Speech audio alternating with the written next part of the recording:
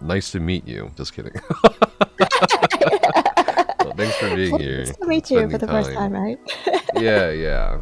But yeah, so for those of you who don't know Airi, she is a ESO content creator and streamer.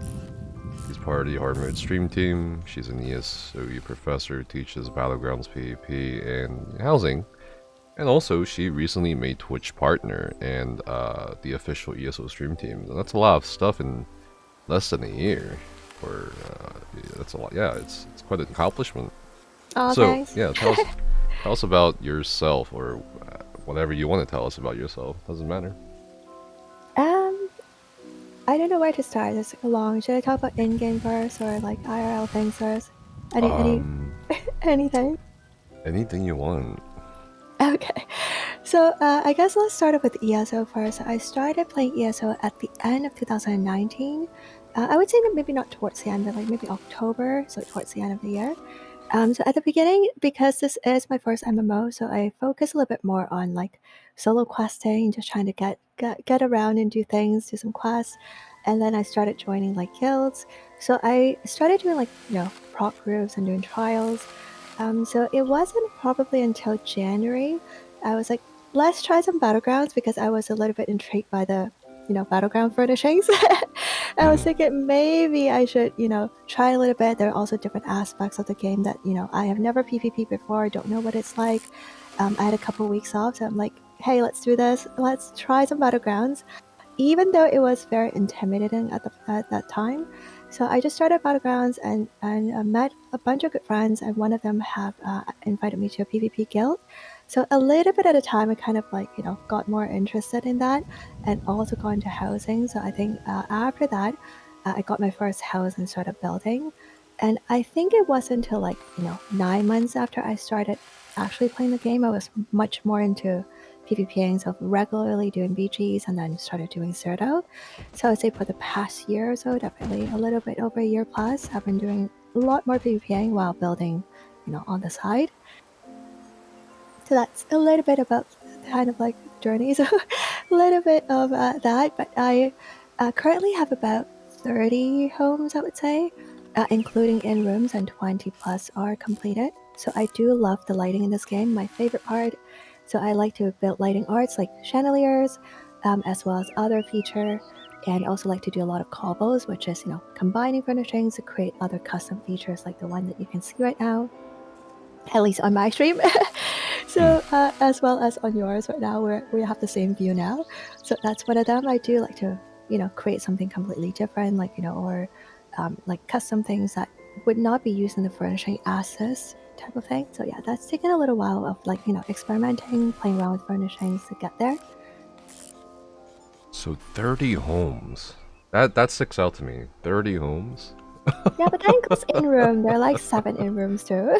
Okay, so let's just try the 7 free in-rooms or whatever, cheap ones, and then that's still 23 houses. Yeah. That's a lot of houses. But not all have been completed either. And I have sworn never to get a storage house. So yeah, all of the homes that I get, I intend to furnish, except for maybe one. That's what I call the cobble home. So sometimes when there are too many furnishing that are already in one home, I don't have space to cobble anymore, then I would go to another home. And that empty house to do that. So yeah, usually between builds, I try to donate and all of the furnishing that is like, let's say about 1 piece, 2 piece, 5 pieces that are left over from one build. So that helps me with inventory management.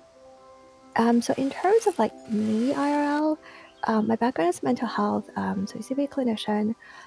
So I'm also part-time model and commercial actress. So I've worked with a bunch of brands before. So it's not something that's like, consistent and I do a lot, but yeah, I've done it casually.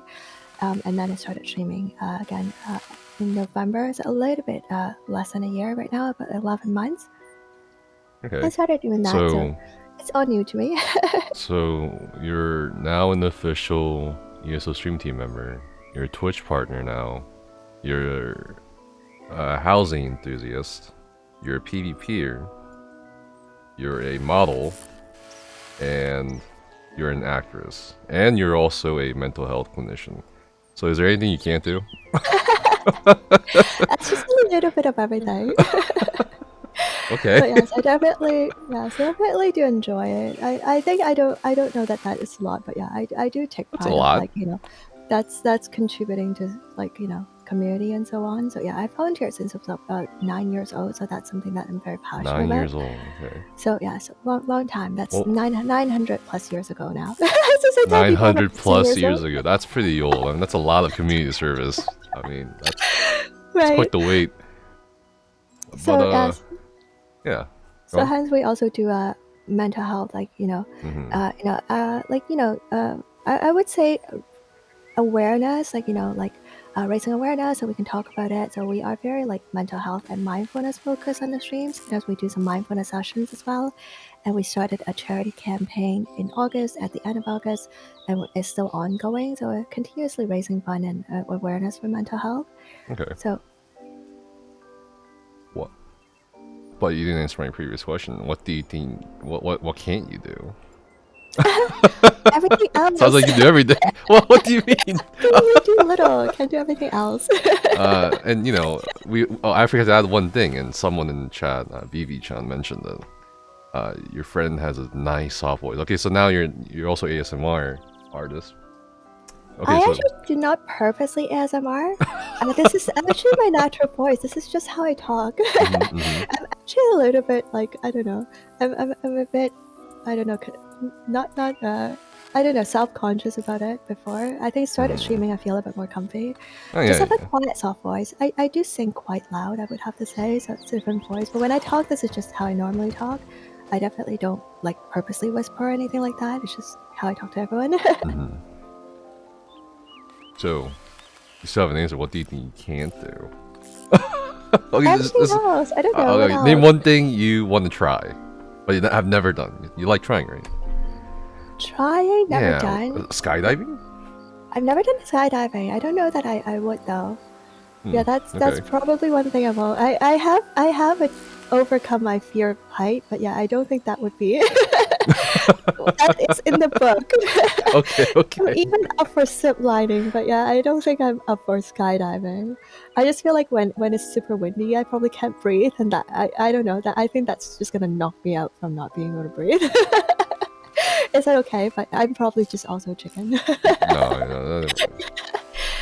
And yeah, Yeah, I did try hot air balloon, but that's obviously a very different different activity. It's a very chill activity. I guess we're gonna stray a little away from ESO here because you mentioned it, and you seem passionate about mental health. What drew you to that field? Out of curiosity. There are lots of things that have contributed to it. I think as a kid, I was pretty I was in and out of the hospital a lot. Like I had many surgeries. Like I had had to go to, let's say, breathing rehab for like 6 years. Like there's just like a lot of things that's happened. I had 3 like minor heart surgeries. So like I think it's early on already, it kind of like brought me into interest of like healthcare because I have had to be taken care of by a lot of healthcare professionals. I think that led me to it. Another thing that probably, I mean, I can't confirm at this point, is that during high school, I've lost one of my best friends to suicide. So I think that part really touched me a lot, and I didn't really have the realization or really understand what it really meant to me until much later on when I'm already in the field, is that no one actually knew that was to come.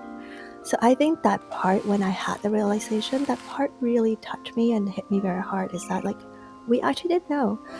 He always seemed cheerful, like always seems to be very outgoing, very social. We just didn't know. So I think that really drove me to the field because I want this to be something that people can talk about at any time. You know, I don't always compare it to, like, let's say a physical, like, illness, but if you were to make the comparison, it's just like if you have a cold, you're sneezing, you're coughing, it's totally okay to talk about it. It's no big deal if you're experiencing symptoms. It's entirely okay. It's safe to talk about anywhere at any age as well. So you don't have to be a certain age, or you have to be like old enough to hear about it. It should be something that we start with everyone, have that conversation early on, and make people feel comfortable and know that it's safe to share, and know when and where it's safe to share as well. So hence we're also supporting that nonprofit that I mentioned called Heart Support. They do provide a safe space for people to share it and give anonymous support as well. What do you think are the barriers to people discussing it out in the open? I mean, stigma is definitely one of them.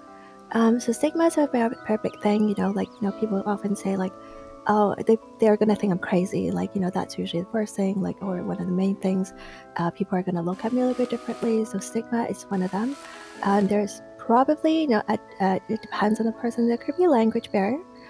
There could be, environmental, or upbringing and so on. Whether or not they have that access to, let's say, getting the resources that they need. I mean, they are breaking down barriers, but not as necessary. Everyone knows where to reach out, and it's not necessarily that simple process of, let's say, if I go to this doctor, if I go to this person, they would immediately refer me to the right person. I would get the right treatment. There is still a lot that the field has to work on. It's definitely, going towards the right direction, but it's really not there. There are a lot of barriers that, people first may have to find this organization. Maybe they have to find this website. They would have to find information about this place. Do they want to go to this place? All these decisions, it's really difficult to make an informed decision when there's so much information out there. And let's say your maybe time with your family doctor or whomever they are seeing have limited time to do that with them. And also, I think, again, just not knowing how to talk about it. So hence, sometimes people may feel uncomfortable. They just don't know how to respond when people are doing that. So I would like to say that, it's not necessary that you can provide a specific action to do this, to reverse anything, or to help them in a way that you can do something for them. But what you can do for them is active listening. So being able to be there to truly and genuinely listen to somebody, that is good support. What is active listening? So first of all, sorry, I don't want to interrupt you. I'll let you. No, I'm just asking. So I think that would be listen without judgment. So listen to somebody without judging them, without first thinking about what the response should be, and thinking about, let's say, this is how I think that person should feel, or thinking about, I had a similar experience and this is how I feel. This must be how they feel as well. So I think we have to first think about, this is a different person. Even if it's a similar experience, they may feel it a bit differently. And it's completely, some people have asked me this question. Sorry, detouring a little bit, we'll go back there. Some people have asked this question to say, if you've studied this much, or if you have studied in the field, work in the field, do you actually truly understand a person when they have an illness or when they're experiencing something or trauma? So what I would say is that no, you do not truly understand that person in that person's perspective. Can you appreciate it? Can you be enthusiastic? Sorry, I do have a raid. I'm going to quickly address that and come back if that's okay. Yeah, go for it. We can take a little quick break.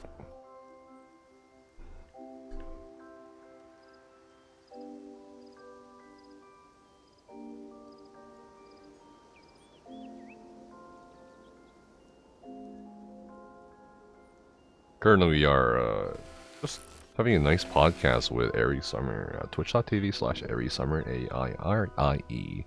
AIRIESUMMER. She just got raided by somebody, I don't know who. So Chloe, they was here, said hi. Hi, Nevis. Hello. How's your day going? Sorry, so I will, yes, welcome on in, everyone. So I will continue with that.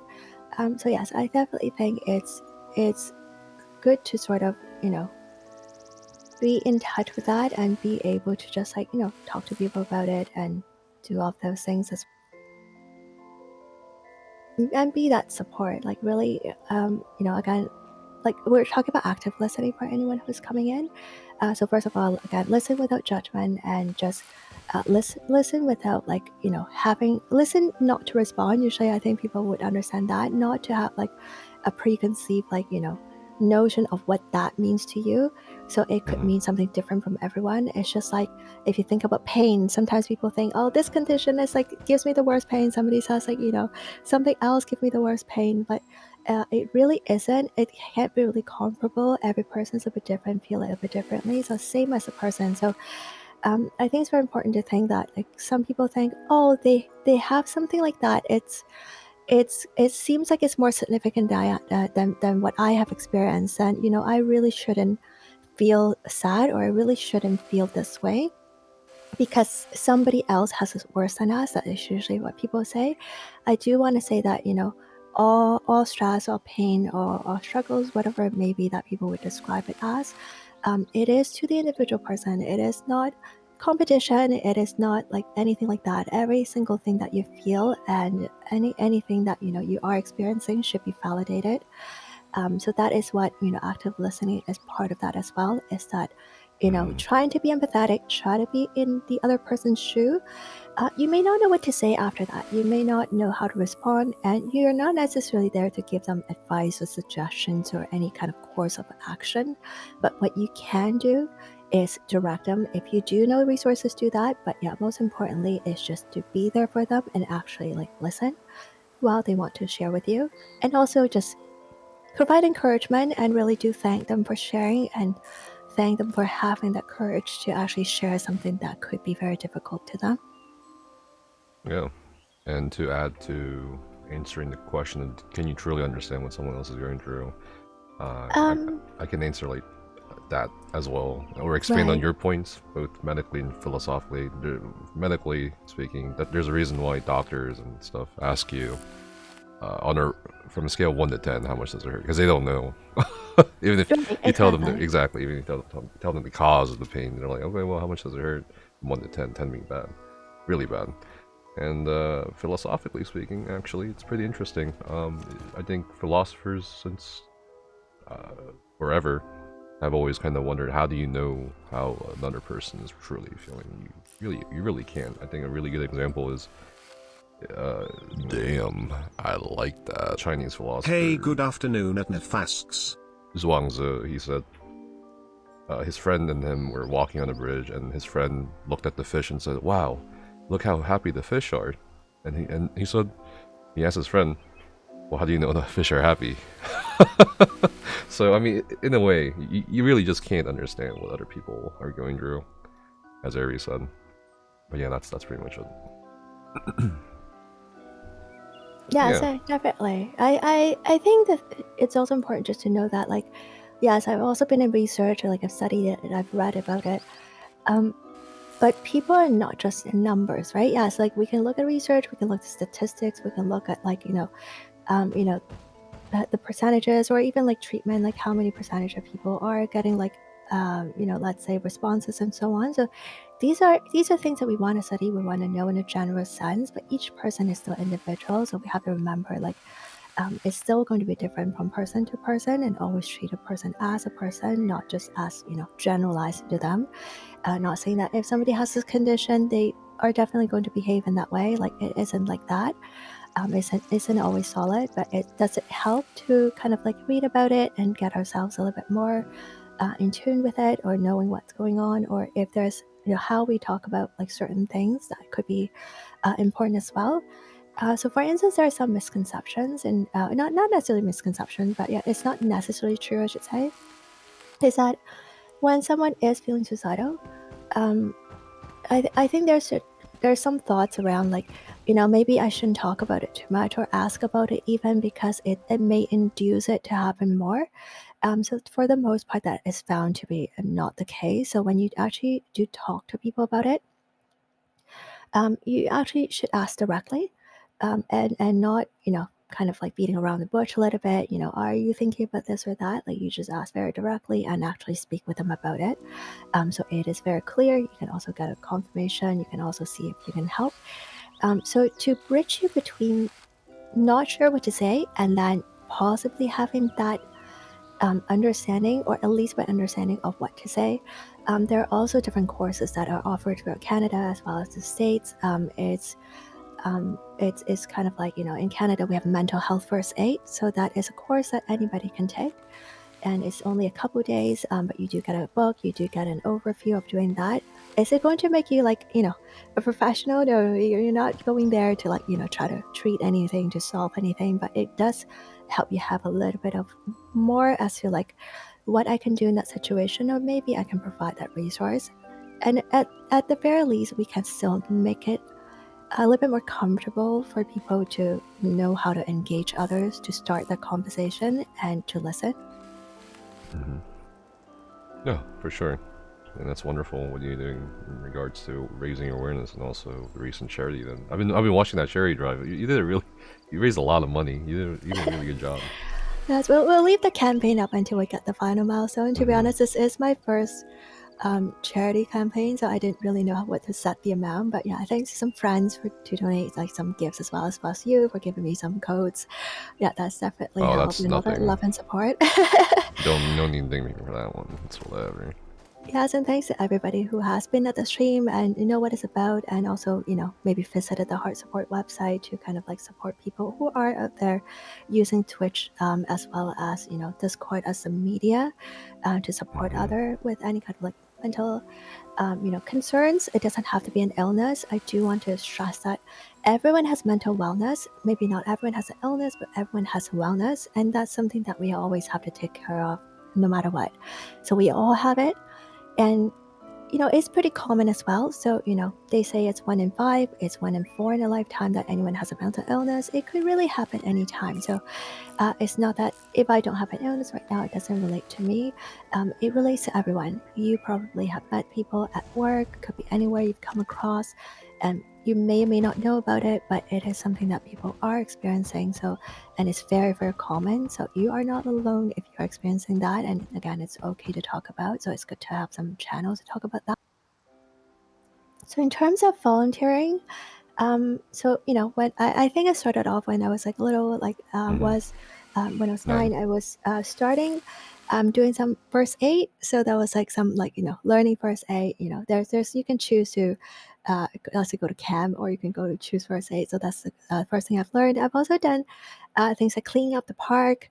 I don't know, volunteerism is just something that has always kind of like fulfilled some parts of my life that I can't really explain, but that's just something that I feel like I needed to do.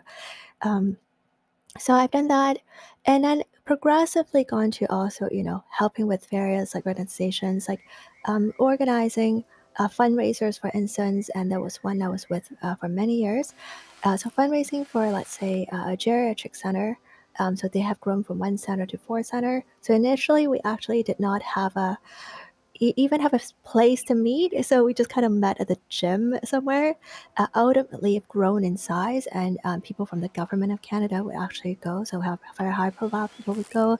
Other donors would go too. So not necessarily saying the scale and who goes like matter the most, but it's more so that it is something that we've taken time to grow it, and it's growing to a point that they were able to open more centers and able to help more people. So later on, I've also been on editorial board, academic journal as editor, as well as supporting other, let's say, graduate students, as well as researcher, maybe with the research. There's so much I don't even know where to begin. But there's also It's a part lot. research. There's also being a mentor for other people. And also I've led, let's say, mindfulness sessions for people with or without mental illnesses. So some for anxiety, some for depression, some for well-being. Yeah, so there's a little bit of everything. Okay. I'm gonna start steering us a little back to ESO, but kind of on the same topic length. Have you met anyone in ESO who is mentally ill?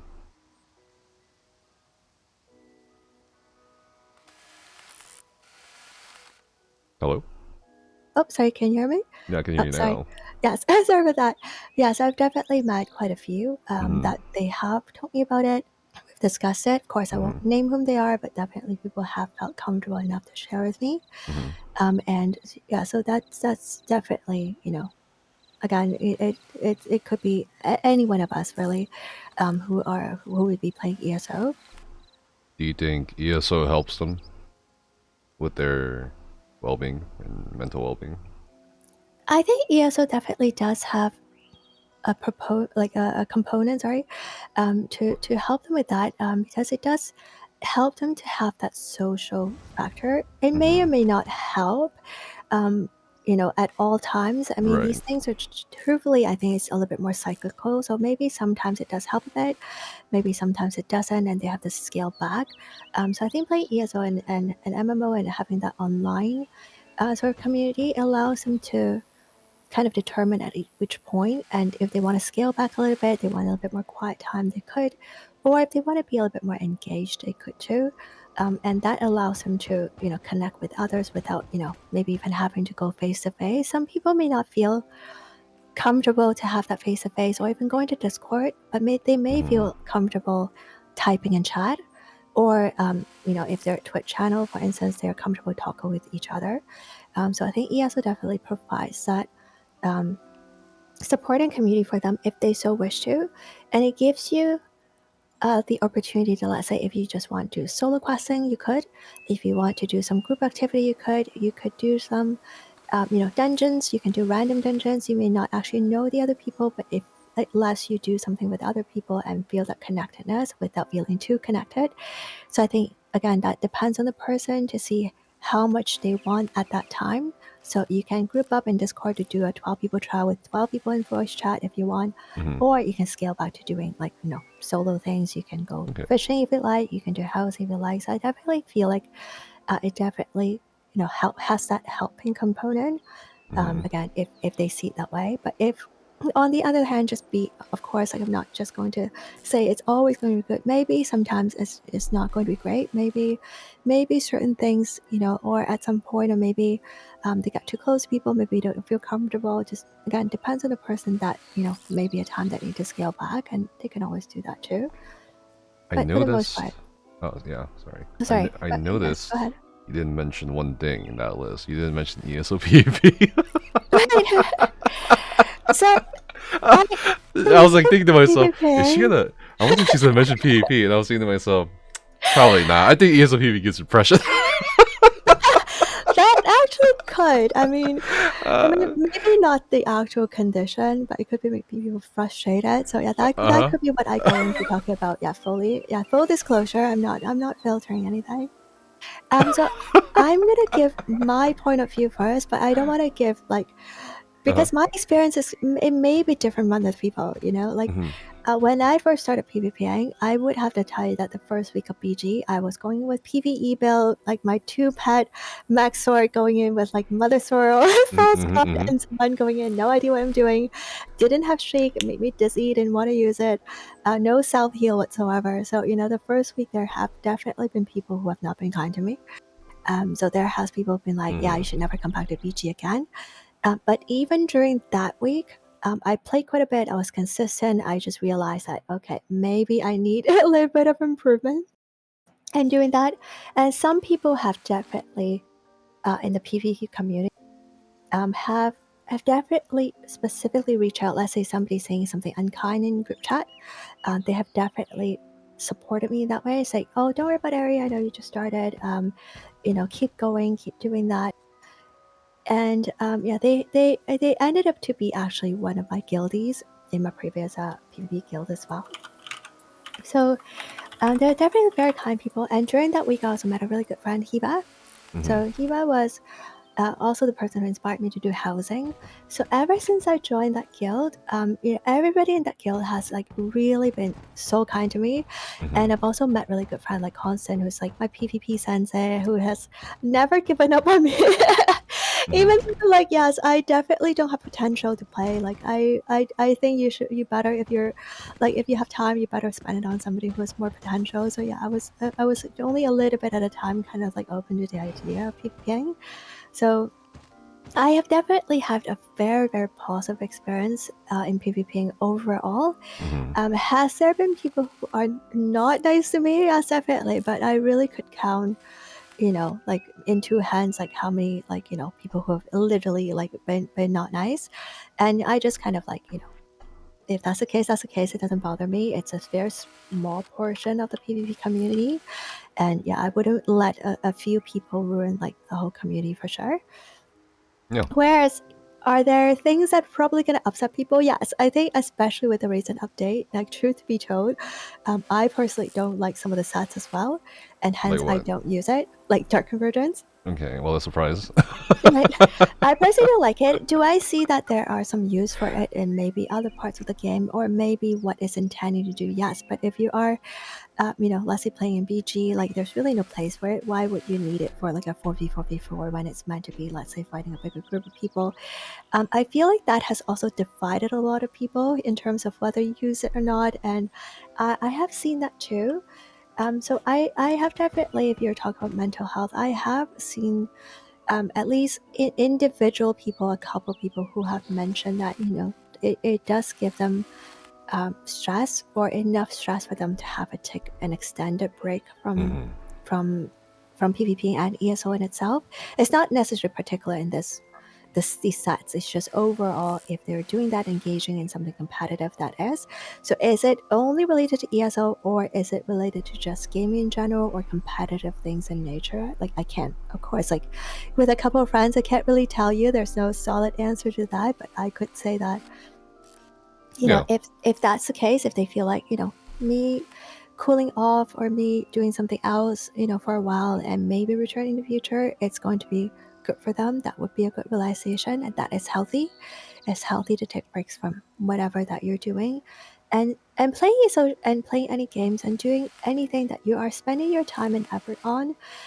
Especially time is very precious. If you're spending the time, I am really hoping that you are having some kind of fun.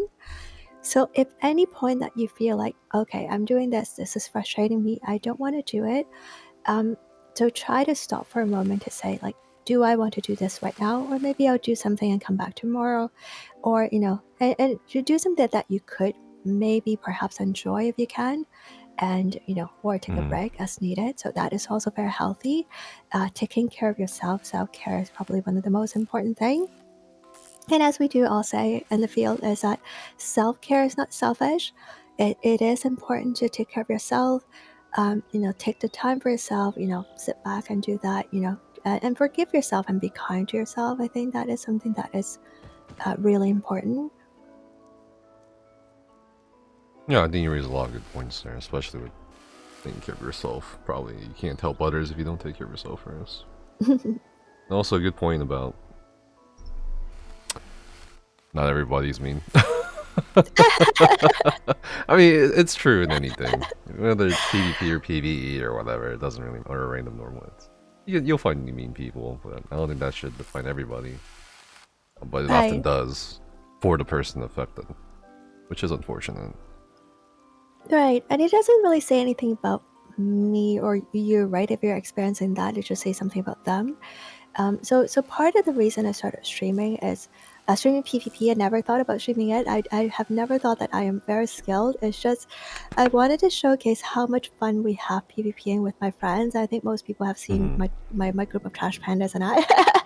we're playing casually. Are there a lot of good players? Are they competitive people? They are, but you can still do it at in terms of, like, you know, very, like, you know, you can still be very genuine, so very kind to others while you're competitive, and you can also reach out to other people to help them. That's how let's say my PvP sensei reached out to me. So when they first met me at BG, they actually added me as friend, and they added a note to, you know, as a friend you can add a note. So what they added to my note was Noob Sorg needs help. And this is basically a completely different, like a stranger whom I've seen in PvP, and they just happened to be really good, and we sat hi, and they were really friendly, and we just reached out, and we happened to be in the same guild later on, and they've like spent months teaching me. So just think about, like, these are the people you want to think about, like, when you are doing that. I wouldn't let a small handful of people who, you know, maybe, like, you know, saying mean things and all those things to represent and generalize to the rest of the people, because most people are actually pretty nice. We had more than 400, maybe 450 people in the previous PvP guild.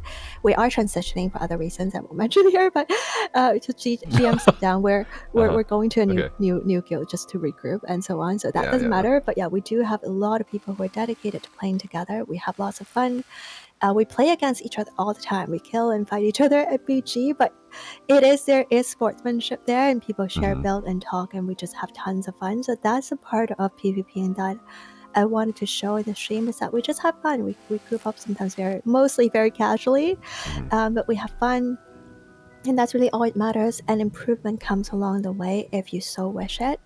And I do want to say that, like, you know, the PvP community is not separated from anywhere else. Most of my friends who PvP actually used to be PvE mains, and they also need to PvE a lot to get some achievements or get, items for the PvP. So a lot of them have actually complete most of the achievements. Maybe not Godslayer, but most of the other trials and all the dungeons and treatments, a lot of them have achieved.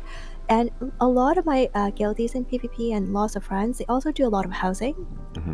So I think sometimes people think like they're all separated. If you're PvE, they're different from the PvPers and different from the housing designers, which is not true because a lot of people just dabble into different things. They may main one thing, or maybe at different times main different things. But yes, we're all one big community. So I like to think about it that way. Yeah, that's a great point you raised with, I don't know how to describe it, cross-pollination or crossovers from different parts of the game to other parts of the game.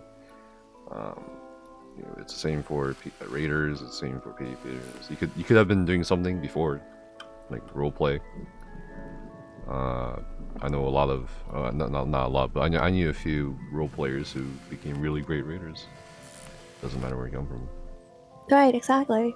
I think, and actually, a lot of people who do game fashion, they actually do tons of achievement. They actually try to do that because when you want to get certain dyes, you want to get certain like motifs, whatever it may be, you do have to do some of these things to get it. I think though, at least in my perspective, you're at a more interesting crossroads. I mean, housing and PvP is very different from each other. Very, very different. And there's a sense, at least with a few PvPers I've talked to in the past, where they feel like housing takes away from PvP in a sense. That is not necessarily my experience. If you've seen most of my guildies from like BGs and so on, the whole BG guild, actually a lot of people are very, very housing enthusiasts as well. Like they're very, very passionate about it too. They may not have like 10 plus homes, but they usually have like at least one home that they really dedicate their time to. So for instance, I have also featured a number of them. So yeah, hence one of the feature that I'm about to do is also just PvP or PvP guildies home. So yeah, I do have that in mind. I've already asked who is interested, just to show that actually the PvP communities and a lot of people are doing housing as well. They may not mention it, be like, hey, here's my house. Not everyone's like that, but I've kind of done what you have done when I when I first started housing. I was like, I'm gonna port to every single guildie's home just as like sneak peek. So Heben and I used to do these like tours, just to like go to git list, git roster, and like right click on everyone to see if they have a home and whether or not we have permission. We go see all of them, and we actually were very pleasantly surprised to see how many great homes and how decorated they are and like how much effort they put in. And there are lots of antiquities too, so they go digging too. Oh, okay. They go digging a lot too, I would have to say. But is it like all of the PvP community? Again, probably not, but at least from my experience, a big part of the BG guildies or friends whom I've met are into housing. And they were also the original people who have kind of like encouraged me to. Sorry for cutting you off, you go ahead. I mean, out of curiosity, how did the PvPers make the gold? You know what I mean? There's so many PvPers I know that have like less than 200,000 gold. That's because they buried so much. Okay, yeah, but like it has to be hard. It has to be hard to balance at least your funds between PvP and housing. Housing is a huge gold dump. Yes, it is. Well, first of all, I think not all of them went straight into PvPing, right? So as I mentioned, like a lot of at least a lot of friends whom I've known actually started with PvEing, so they did a lot of that, and a lot of them actually played from launch. So it's something that they've accumulated over years. And I guess even if you PvP for the most part, you can still sell your AP, sell your tau bars. I mean, some of my friends actually have like 4, 6, maybe even 7, 8 mil Talvar that they have in the bank that they even need to use, and they just kind of like cash in when they need to. Oh wow! And if you PvP tons, you can definitely do that as well. And of course, like things are a little bit pricier than now, but I think that's for the most part that's what they do. Hence, I also started running some gold farming stream, and people can join. So it's more casual group. I think they probably do it more so, but yeah, I actually just do it very, very casually. So I think that's would be where they do it, and they probably also continue to do a little PvE in there, do some trading. Yeah, a lot of them are actually pretty into trading too. Oh, okay. You gotta feed the habits of theory crafting, golding out all the gear. So yeah, I mean, you're telling me a lot about PvPers, housing players, and all that. How would you describe yourself? Would you describe yourself as casual too, or something else? Hardcore? I don't know. I think I do play quite a bit. I still think of myself as relatively casual. Like, I mean, I do play quite a bit, but I'm just not so competitive in nature. I mean, sometimes yes, I do go into sweatier mode and focus phase a little, but I feel like I'm too just chill and casual person. So like, I kind of know the situation. Like, let's say if I'm playing with a group of friends, I feel like I need to be responsible. And sometimes I go into that very focused mode, but usually, you know, especially now that I'm streaming, I can't really multitask very well. I want to talk to a stream, I want to think about things, talk about random things, do some chatting while we're PvPing. So I feel like that aspect of me, it's pretty casual. So I'm not like going in, I you know, really like, you know, this is like sweat mode all day. We must win every fight, but I do definitely try when I can. So I think that part is casual. Housing, I would say maybe not as casual, but it's so casual. I mean, this is things that you I do think as you're your leisure. hardcore as fuck. Look at Hard all mode this shit. This is casual? If this is casual, I'm a fucking plebe. What? this This I isn't mean, casual. yes, This is hardcore. This is hardcore housing. Literally. this is hard mode housing.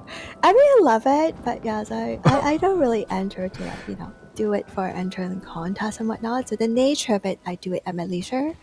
I do it when I find it's fun. I do it at my own pace. I don't rush anything. So I think that part is like not too much. But yes, in terms of like build, I definitely do want to make each build like customized. I do want to make something sort of unique as well. That might be some. Housing is a new tryharding, somebody said. Yeah. I mean, sometimes people say housing is in game. That's a concept I don't think everybody knows yet. Who will be watching the video or the stream? So, how do you make all this? It's cobbling. That's the concept called cobbling. Can you explain that to us? Yes. So cobbling would be the general idea of like what, you know, may mean completely something, maybe not completely, slightly different from each person, but I would say it's a combination of at least two furnishing. So you're putting it together to create something that's different or use it in a different way. For instance, like an example could be even putting two tables together, you make it a larger table, or you put four tables together and you put some decorations in between to make it an even larger table. Or that would be like a simpler type of cobbling, but that would still be, you know, creating something that is not used assets. So I would personally describe it as reimagining the furnishing into something else. So for instance, I don't mind taking these things apart. So for instance, this is meant to be the crane game. I know you've seen it before. So to create this, it's just a lot of experimenting. So I'll take it apart so you can see it. So these are some of the pieces that I put in, let's say music box, different trunks. So you can actually use it however you want. So EHD, as well as the housing editor in the game, allows you to turn it around and use whichever side you want. So you don't have to use the entire item. You can use little bits and pieces of it and only showing one side and hiding the rest. So for instance, this piece I'm about to place here. So this piece, the middle part looks like it's almost like a metal opening.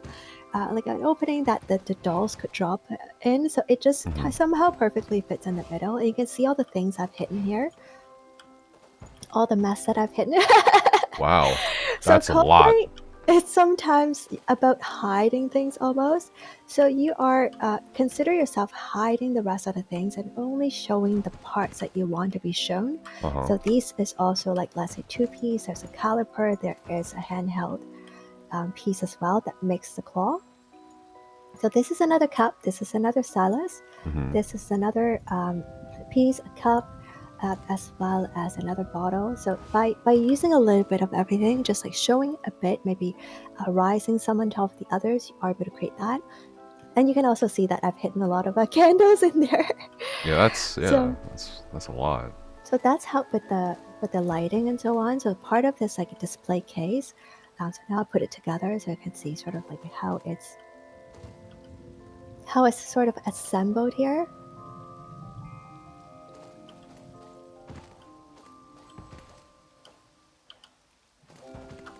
So the lighting also helps that the glass to be slightly more clear. So on the side, this is another piece that is like a book rack. So it just looks like you can slide it open and maybe take up the doll.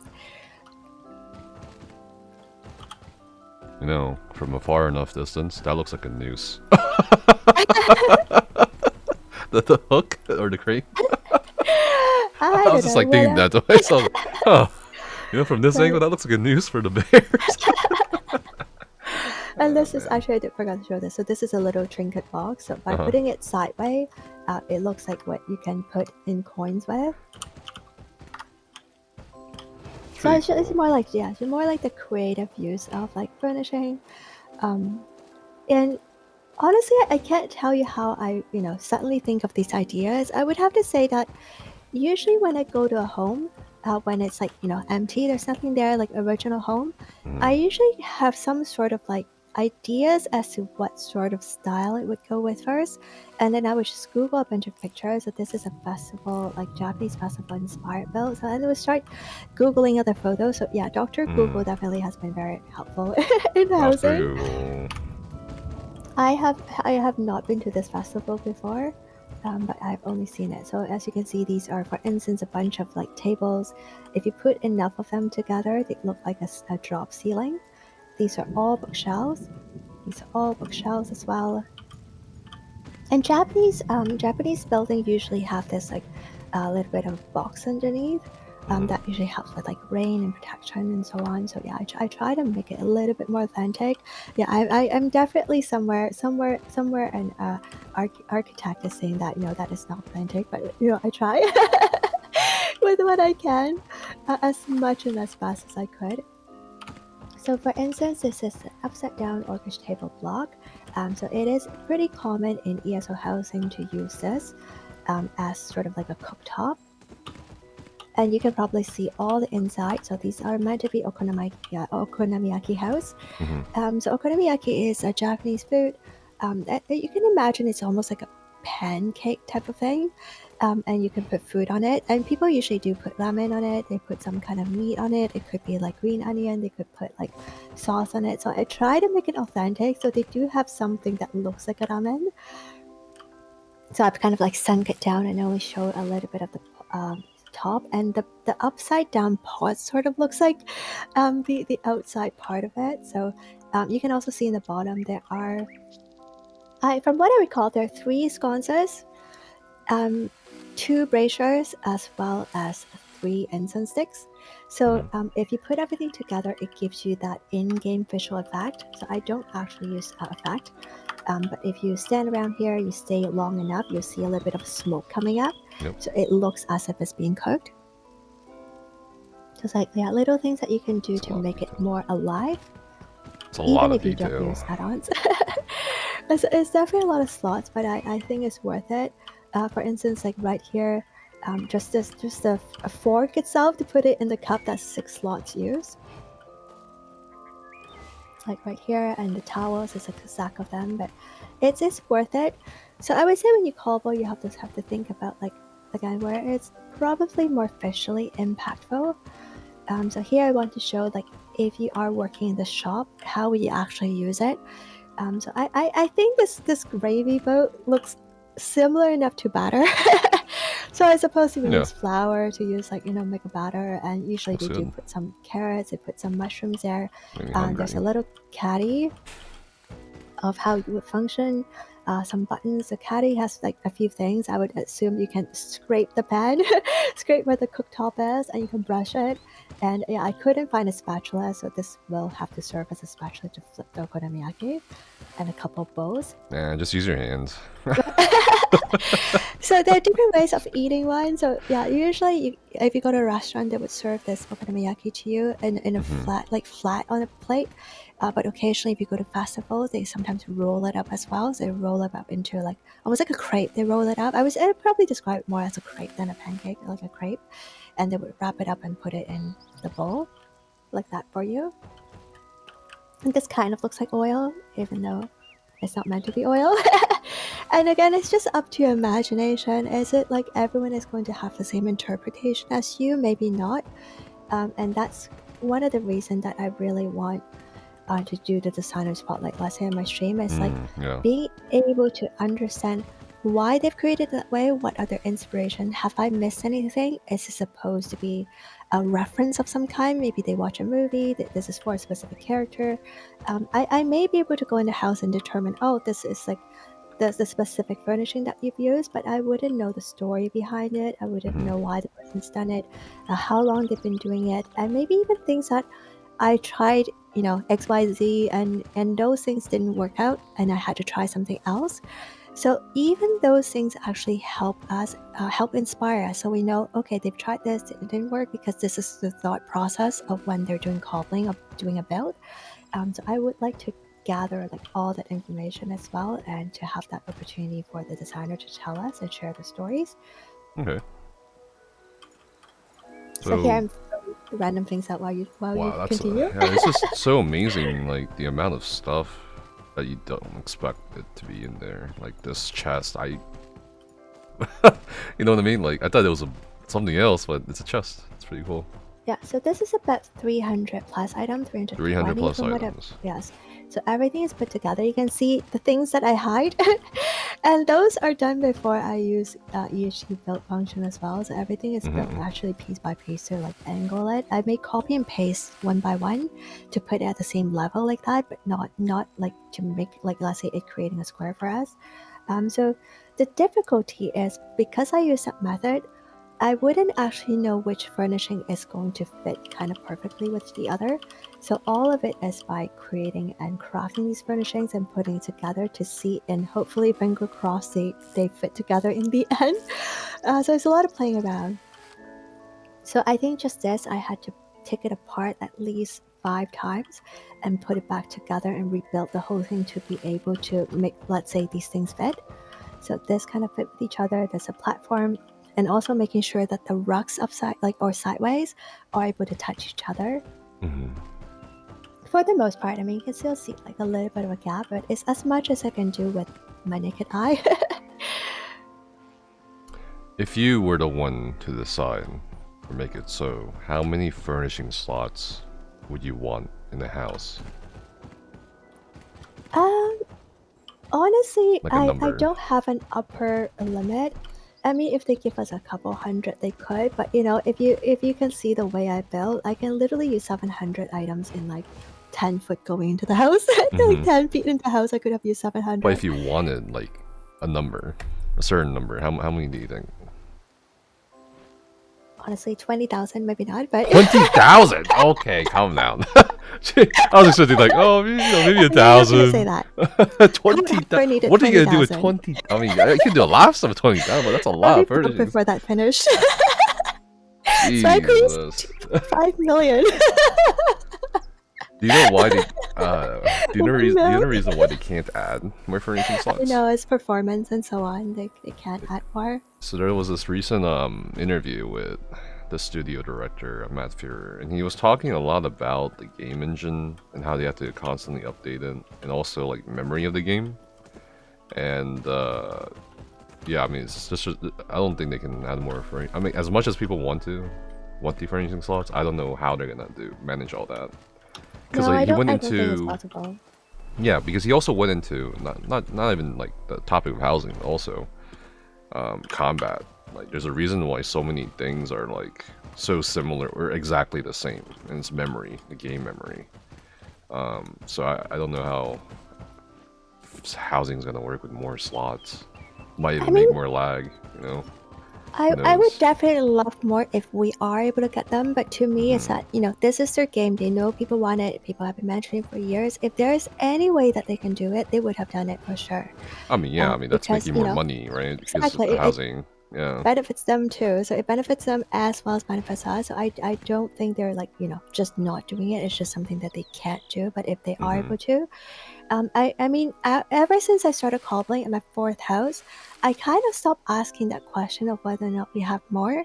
I think in a sense that, the first 3 houses, I'm like, oh, I definitely want to build more. But like, I've just learned to kind of like pre-budget how many slots I want to use in each thing and think about that. And if I have, let's say, 5 ideas for this home, if I am not able to build everything fully, I would prefer to build, let's say, 2 ideas at this home, but build it to the point that I feel like I would be completely satisfied with the amount of furnishing. With all this, detail. With all this in mind, though, how do you feel about them releasing so many notable homes, patch after patch? I mean, they're just making it bigger and bigger in some areas. Like, how do you handle that as a houser? Yeah. So, to add that, I would say if there are more ideas than, let's say, that I can build in one home, then I would bring the other ideas to a different home and build that to completion as well. But that's just my personal style. Again, everyone builds a little bit differently, so it's up to you. Building and home, like doing houses, it's for you. Like, you have to love it, love the process, and think about what works best for you and your preference. But if you ask me, I personally don't use a lot of the home. So for instance, this house I didn't build inside at all. So when I got this home, my idea is just to build the outside. But some of the notable homes could be difficult to block off certain parts of the house. So you might have to, let's say, walk through a pretty big, let's say, empty hall and not with a lot of details or maybe like that, in order to be able to maximize those slots at the place that you want to build.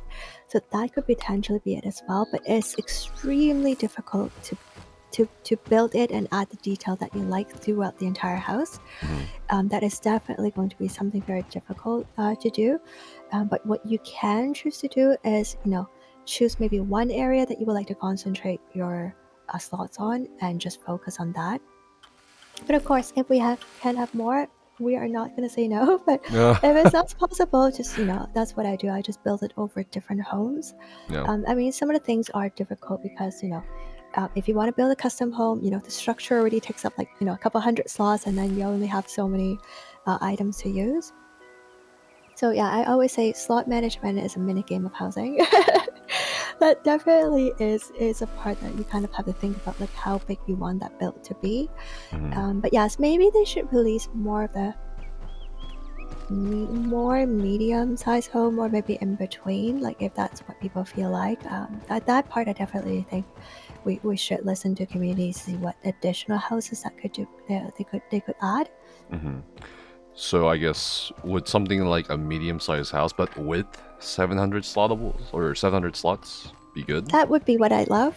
Oh, okay. Yes, I don't know if that is doable, but yes, like 400 items, it goes very quickly. 200 is Too very, little, very quick and too. the Yes. 6 slots for the in-room, that's a lot of slots. Right. You can put a plate, a fire, I don't know. Right. I mean, if you have ESO Plus and you have double the slots, you have 30. That's pay to I win. personally have not taken the challenge of making it an actual house or room. So every one of my in room is a chandelier. So I built like, the 6-7 chandelier, however there may be. So each one has a unique one. So that's all I did. So others may find it a little bit odd to go into my in-room. There's only one thing there, but yeah, I personally love cobbling, so it's okay. I just cobble and put one, and that would somewhat coordinate with the in-room. You mentioned ESO Plus. I'm actually curious with the recent news that the Deadlands DLC is free. Do you think they can add anything more to ESO Plus? Because everyone has their own different take on it. Yes, I definitely have heard that, people are thinking that, because the deadline is going to be given to anyone in Blackwood, there's nothing additional for subs. Like, I think I definitely heard that. If you ask me, give me a house, but, of course. Give you a house? For ESO Plus? Additional house. No, What I'm kind just of kidding. house? In-room? I don't know. Additional home. Give me sweet waters. No, that's probably a little bit greedy now. Well, they do have the, what is it? I know, The statuettes for free, right? Every month or so, or every yeah.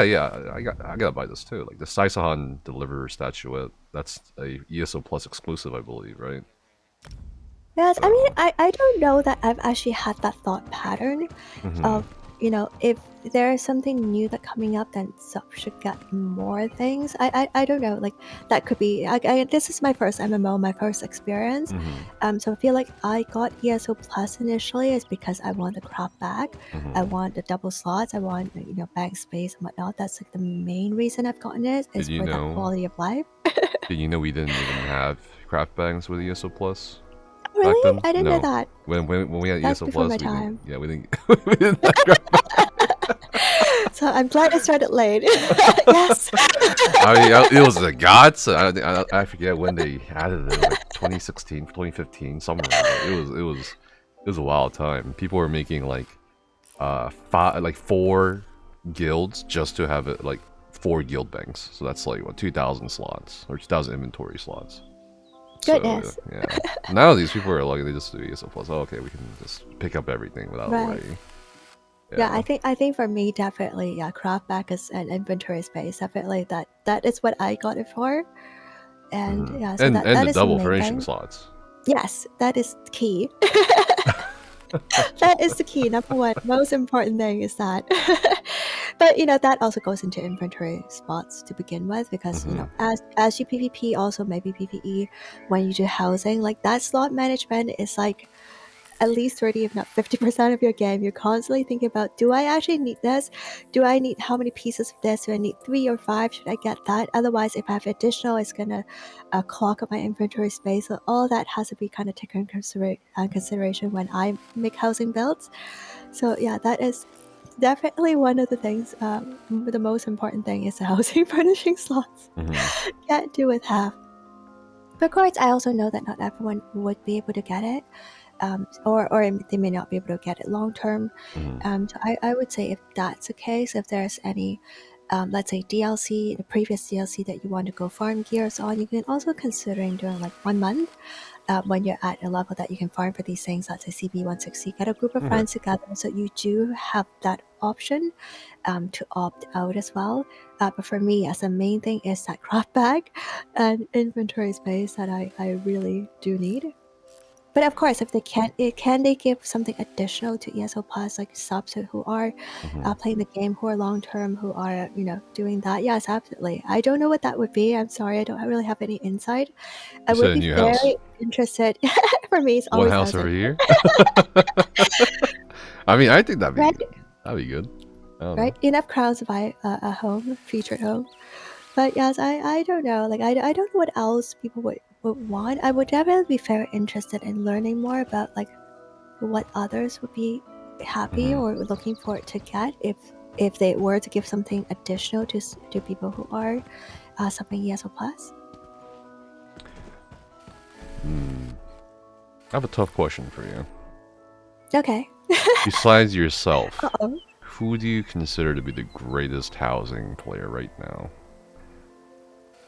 I don't think it's myself. I step off. Oh yeah, I was over Hides here. in the corner. I don't know that I can pick one. You Oh my gotta pick gosh, one. it's really putting me on the I'll give you spot. time to think about who do you think? Who do you think? Oh my god, I'm like, I know mine. I know my pick. You know. I'm gonna have to pick. I don't Pick know. one. That's really put me on the spot. Don't worry, they won't I watch. know they're gonna be mad. They'll never know. Can I pick 2 that are tied? No, come on. Okay. Come on. So I'm gonna have to favor one person a little bit. Okay. Because this person has created my favorite home so far that I have seen in ESO. Is it on Favorite. Is it on NA or EU? This one is on EU. I think I know who it is. I am a very, very, very big Fallout fan series. I love Fallout 3 as well. I definitely just love it. So the creator of a Fallout home that has been featured by Bethesda and ESO is Furturkle. So that remains as my favorite home. So I just have so many favorite designer, but I also love Crisea. I love Spankry. No, I can't really pick one. No, I'm sorry. No, you already picked one. I Paterco. failed. You heard it here first. Paterco. So that is absolutely my favorite. First place. But I would definitely have to mention Crisea as my inspiration for housing. That is the reason I even started thinking about cobbling and going deep into housing. Okay, so perfect. Paterco was your number one choice. All right, easy. No, it's fine. Oh my Paterco gosh. was your housing inspiration. Just kidding. nervous about this. I knew Nevis was going to ask something like this. Put me in a tough spot. I would have to say 3 favorites at least, if not 5, no 10. I love everyone's houses. It's very hard. Everyone has different style and different interpretation of it. But that is my favorite house, I would say. Okay. And we just attacked the housing community. Somebody said, "Oh god." We're gonna be chastised from the housing community because no, they won't. They're not watching. They won't watch this. All right. Anyway. Kind of going back to what you said a lot earlier about some of the sets you don't like Dark Convergence and stuff like that. I think we have to talk about this because it's such a hard topic to avoid. With the advent of New World and of course the decline of PvP in this game, what do you personally feel as a PvPer should be done or could be done or should What be do done? you mean?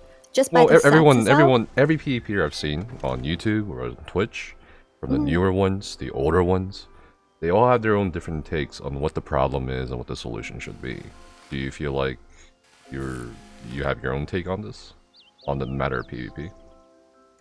Yes, I would definitely, again, no filter here. I'm just no filter, think about like whatever I feel.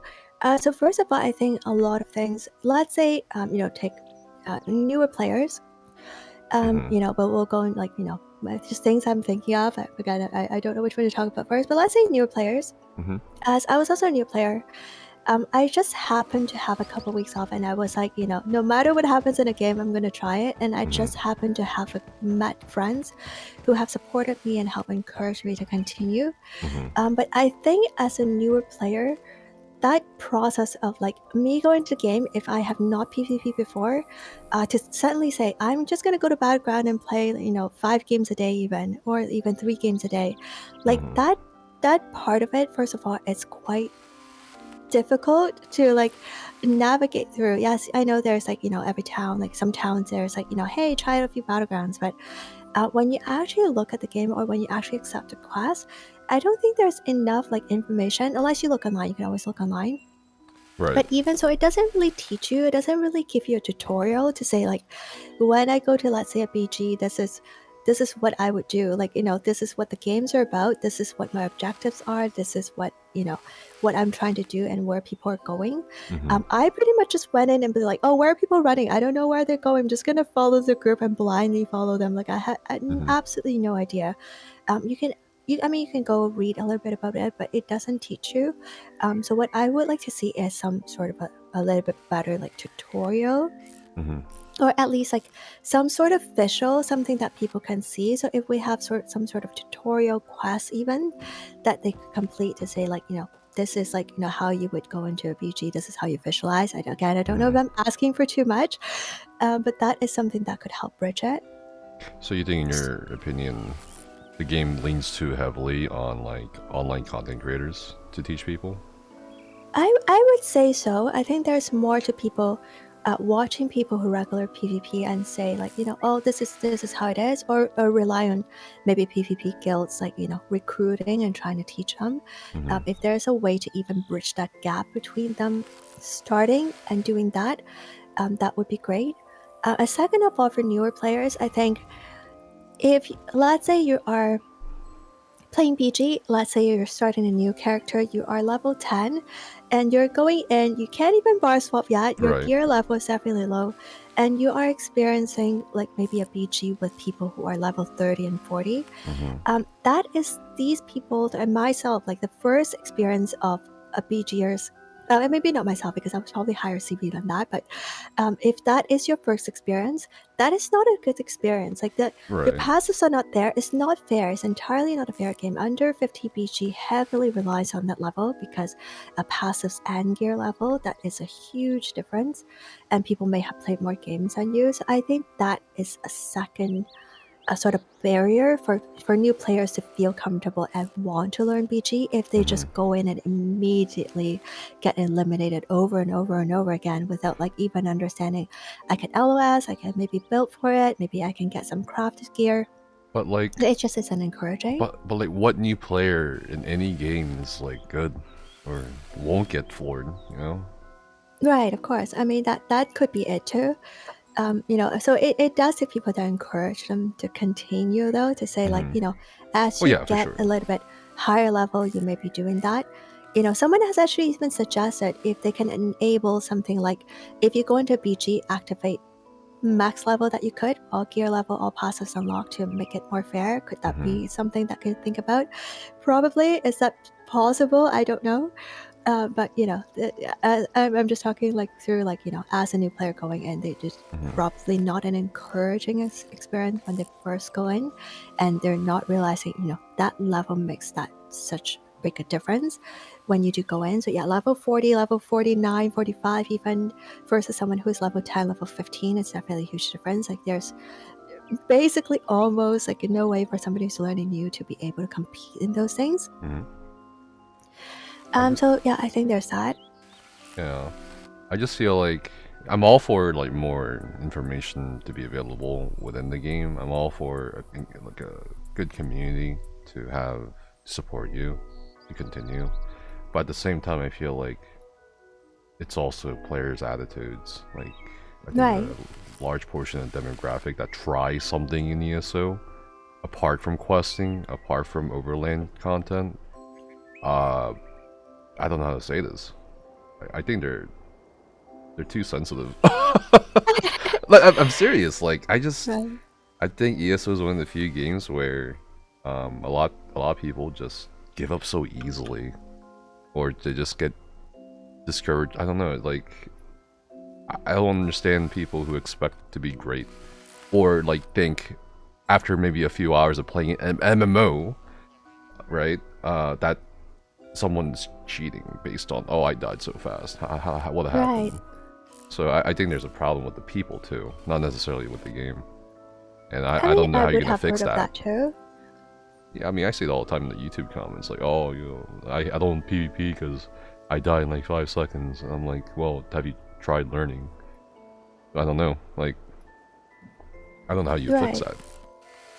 Yes, I think there's that too. Like, for instance, like I have noticed that like, sometimes my friends would say that, when they, let's say, do like 50 kills in a BG or more, or maybe they're playing exceptionally well, and people would say, oh, you're exploit, you're cheater, you're doing this and macro, like, yes, it Yeah, is I true. mean, it's fucking crazy. It's fucking Right? crazy. It does happen for sure. I have seen more. I won't mention it, but yeah, I've definitely seen some I'm sure you things that is have. bannable. Not towards me. I actually don't get a lot of that. I would Yeah. have to say my experience have been mostly very, very positive. Uh-huh. But I've definitely seen friends like getting those things, getting those like accusations.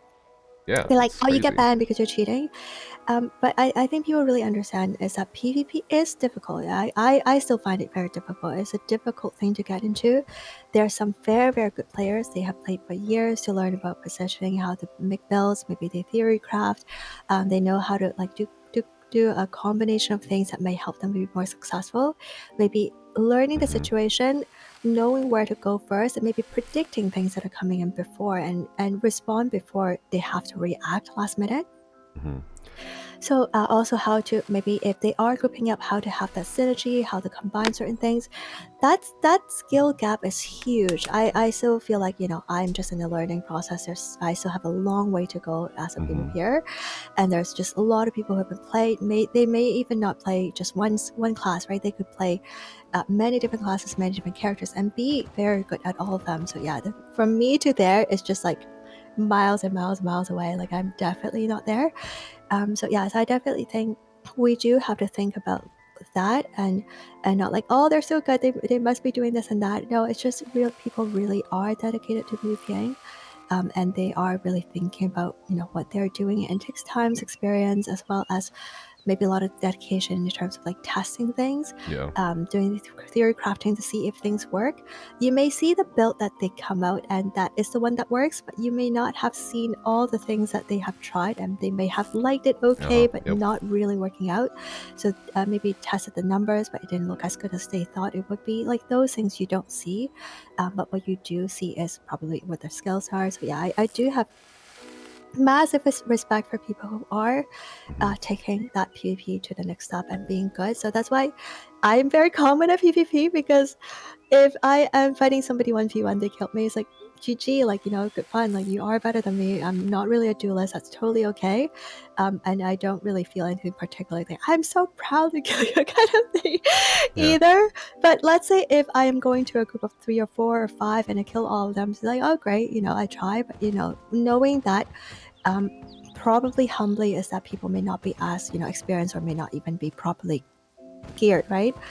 If I am fighting a bigger group of people and I immediately get eliminated, I would just tell myself I am just not good enough to fight this particular group or this many people on my own. Then I would just kind of think about maybe next time I would positioning myself a little bit better. Maybe I could isolate them and fight one at a time. And those are the things you have to sort of continue to learn. But back to your question, do we have to change the mindset of these are the things that we have to work on ourselves to improve? Yes, you definitely have to have the mindset of this is going to be difficult. You are probably going to die tons initially when you PvP, and I died a lot, like just really not knowing how to like even mitigate damage. A lot. Wink, but there wink. are right, just die non-stop. I still die, it's fine. I mean, Sometimes yeah. you don't know, but but you just gradually learn to assess the situation moment to moment a little bit better, knowing when you can maybe avoid certain things, maybe when you can position yourself better, when to eliminate and mitigate some damage, and how you would do it. So these are the things that you can continue to think about, but just knowing that there's always something to learn. There's always someone who's going to be way better than you are. Oh yeah. Probably there's always somebody out there who's going to be really good. Yeah, that's true for everything. That's true for everything.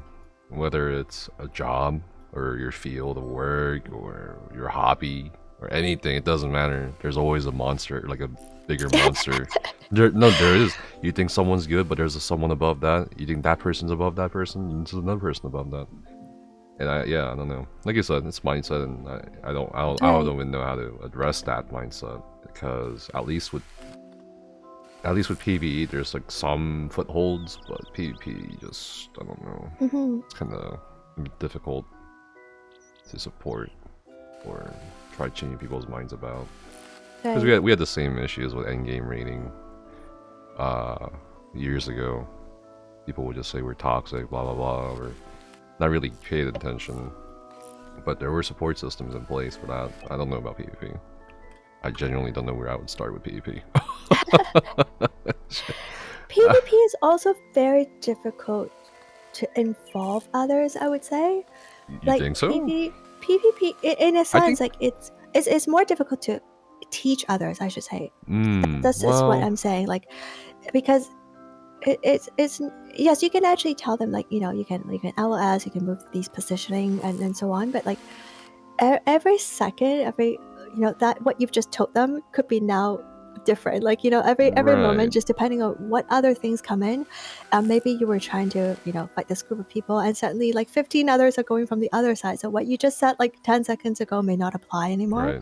So I think that's the part that really gets, it's something that I am continuing to learn every day. It's just like, you have to continue to assess. Like PvP is not like a whole experience. It's like every moment is a different experience and different things that you may not have to do.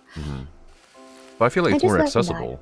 I feel like it's more accessible than PvE in a lot of ways. You don't need 3 other people for PvP. You don't need 11 other people for PvP, right? Like a dungeon or trial. You can just jump in. I think for BG, probably easier to do solo queue and just, or even just group queue and just like go into random BG and you can go do that solo. I would say probably open world is a little bit different, maybe more difficult. I mean, you can still go out solo and join a bigger group. Sometimes I do that too. If I see people, I see big fights, I just go to where the fights That's are. zerging. Right? Yeah, sometimes I do go zerging if there's another big zerg. That's okay.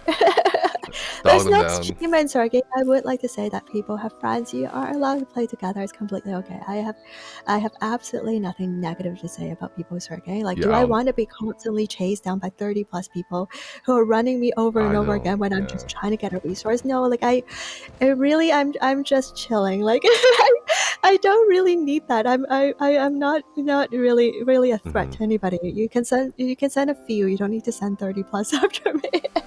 I'll die anyway. But it is what it is. I think it goes to everything else with side, maybe even before that's unrelated, is that people are gonna play the game they want.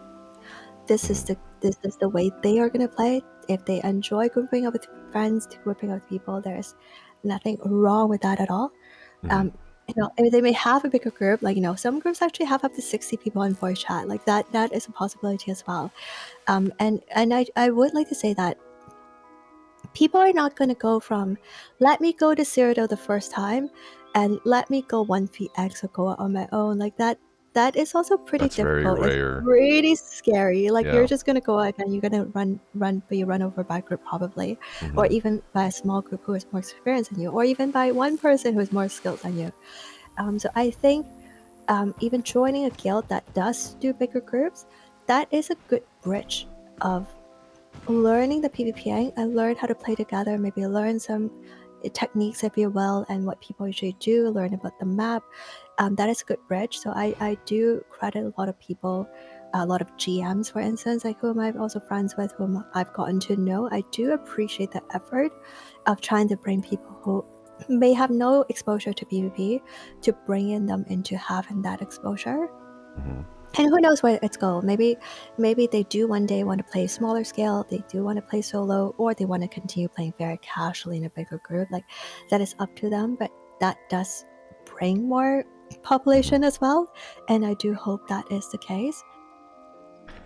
I guess going back to the state of PvP, and with that in mind, well, how do you feel about the temporary deathmatch queues for Battlegrounds, deathmatch only queues? Because there's within the what's left of a community, I guess, for PvP at this point, or at least the endgame PvPers, the majority is at the consensus that, hey, this is good, it's great, and that the other BG modes didn't actually encourage PvP, and that although it's great, it just came at a really bad time, particularly with Dark Convergence. What's your take on it?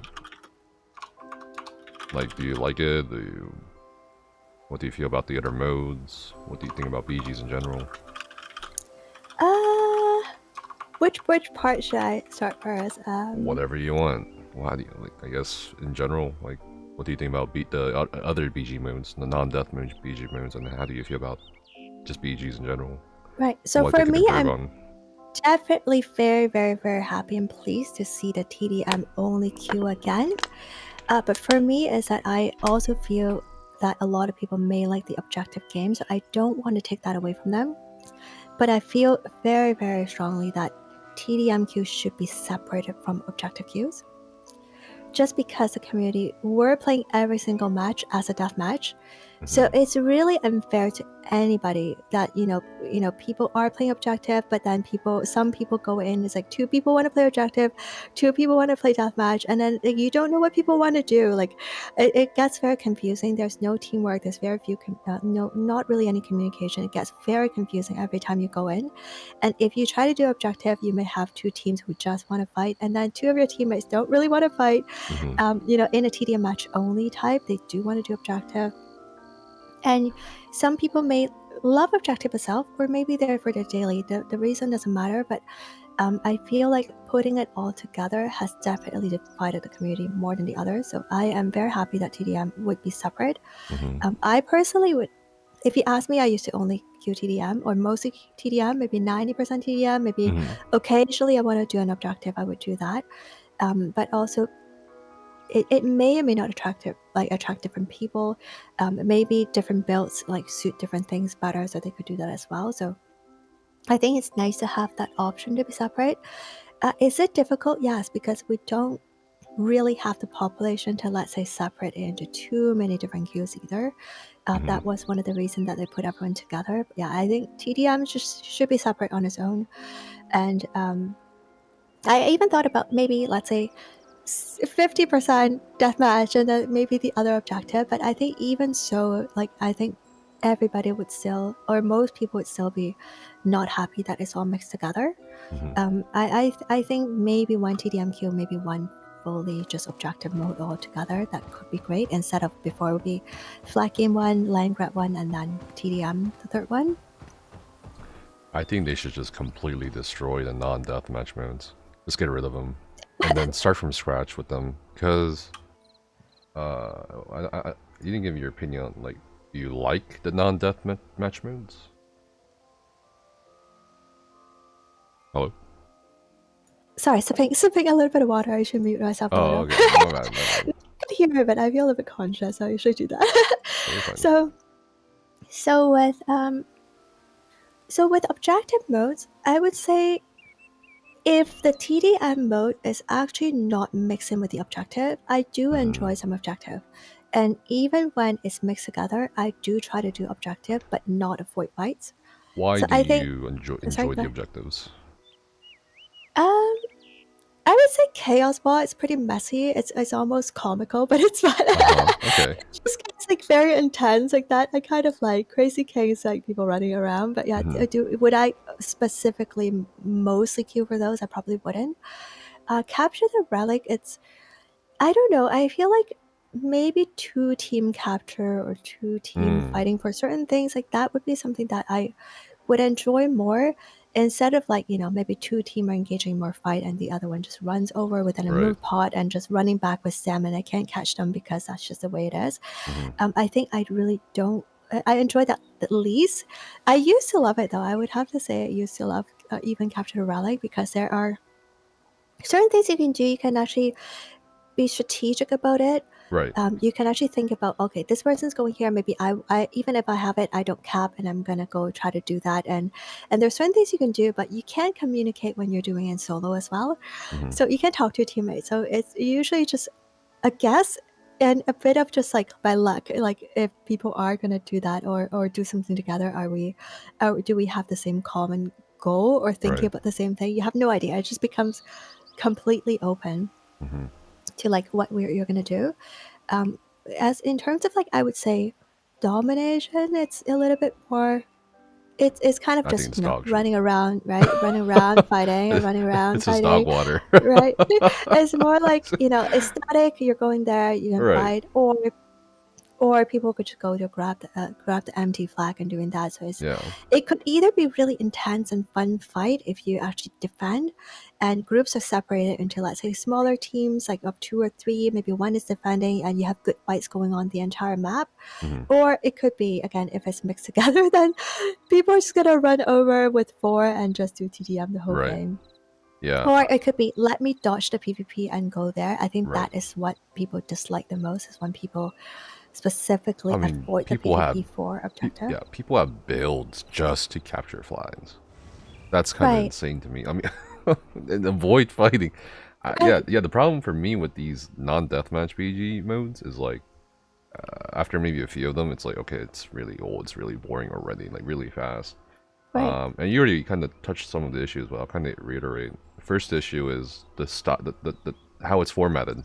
4v, 4v4.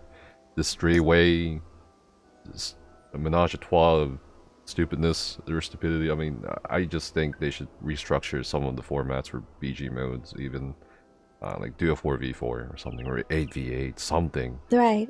Why do we still have this antiquated 4v4v4? It makes no sense to me for some of these modes. Domination, like they can tweak it. They don't even have to like get rid of these. They can tweak it. Like, just have one flag appear. Why do you need 3, 4 flags appearing at the same time? That would encourage people to fight. Chaos Ball. What if the only way you can earn points is not just holding the ball, but killing people while your team holds the ball? There's so many ideas and ways for them to do this. I just don't understand why they don't. Right, yeah, they could Yeah, definitely encourage more PvPing while you're actually doing that, or at least reward the people who are right. playing the objective while also, defending the team or doing kills Hmm. or even doing heals. That's one of the first things I've suggested as well. But yeah, I think the BG community has asked for custom lobby for a long time now, even before my time with ESO. Hmm. So definitely like I mean, that's another custom thing. lobby, yeah, Yeah. right. Dueling, 2v2, 4v4, 8v8, that would definitely all be fun. I personally prefer two team. Again, I don't know if that's too much to ask for, but I feel like a lot of BG is like you position yourself to like not be third party, or you position yourself to third party. So you Right. use a lot of that. So it's not necessarily just the two teams in terms of like how you have that. If I could ask for anything in this game, again, that could be completely just not possible. You can keep it 3 team, but keep one, let's say, spectator for that. Like, so you can True. reuse that, but one is spectator, so you can use it for tourney while creating the other one that's 2 team that is actual BG. Hmm. So you don't have to abandon what you've already created. So let's say if I was a streamer, I was actually one of the casters for a Hmm. BG tourney, so I wanted to be a caster for all of them, but I can't really see all the games. We try to do this court thing that the quality is just not good, but if you can allow people to actually stream the tournaments, I think that would excite people. That Yeah, is really for where you sure. see high skilled players are grouping together with fully synergized group and how they're working together, and that may actually inspire people. Oh, if I'm starting, okay, this may be how I can group up better and how I can do that. Hmm. So that could be it, but I don't know if that's possible. It could be completely just not possible. I But mean, that came out of my head the other day. Just it's like spectator mode would be amazing. yeah, it's just insane to me that there's so many ideas for just PvP or BGs in general. And I don't know, we're just stuck with this weird system. I mean, you also mentioned the queue system. Right. Like, that's also dog water. I mean, come on. Imagine waiting 20, 30 minutes for a game. Like, Yes. it's like I think it's I'd so wait bad. It's so bad. 15 minutes for a solo queue. Uh-huh. And that is with my second most played sword too. That is not even my PvP main. I don't even play that anymore because that queue time is just absolutely ridiculous. And I Mhm. feel like my other one is also catching up now. Yeah. So I would say in a duel up to 20 minutes. If I'm in a group of 3, it could be 35 minutes. And if I'm in a group of 4, I have Jesus. had 45 to 60 minutes for one. 45 to 60 fucking minutes. I don't know if the queue is bug or maybe just, whatever it It's may just dog be. shit. I don't think it's bug, it's just dog shit. But recently I have found that it's a little bit quicker. It could be, I don't know what it is, but yeah, it could be just my perception is a bit quicker. But I do know. avoid, and I am a little bit hesitant to group up with other people, because I feel like I would just drag down or somehow the queue time would just be long. Mhm. If queue time is fast, one thing I would really love to do is, let's say I bring a group of people, 3 people who may or may not, or maybe 2 are more experienced PvPers, maybe 2 are not as experienced. So we can actually be in voice chat with them in QS4. I think that would really help people bridge that gap as well, because you can communicate with them fully. In Discord, you can say, hey, go here, go there, maybe let's LS together, let's do this together, let's provide some off heal, whatever it may be. That could help them play, or get more involved in BG, maybe feeling like, they are supported. But with queue time that long, that is one of the main reasons that I haven't even tried. Because, if you're gonna wait, let's say even if it's not an hour, let's say waiting for 30 minutes for it, and then it's 45 minutes including game time. So, you're basically just playing one game per that Right. time. Yeah. I guess that's another reason why, like, 2-team format would be better. Because right now you're essentially Right. looking for a raid team, 4v, that's 12 people, as Mhm. opposed to 8 people. That could shorten queue times too. I don't know. Yeah, so I definitely think, yeah, 2-team could make it a lot quicker too. And I think most people, I don't know if everyone would agree, but I think most people I've spoken with in the BG community would love that to be 2 teams too. Mhm.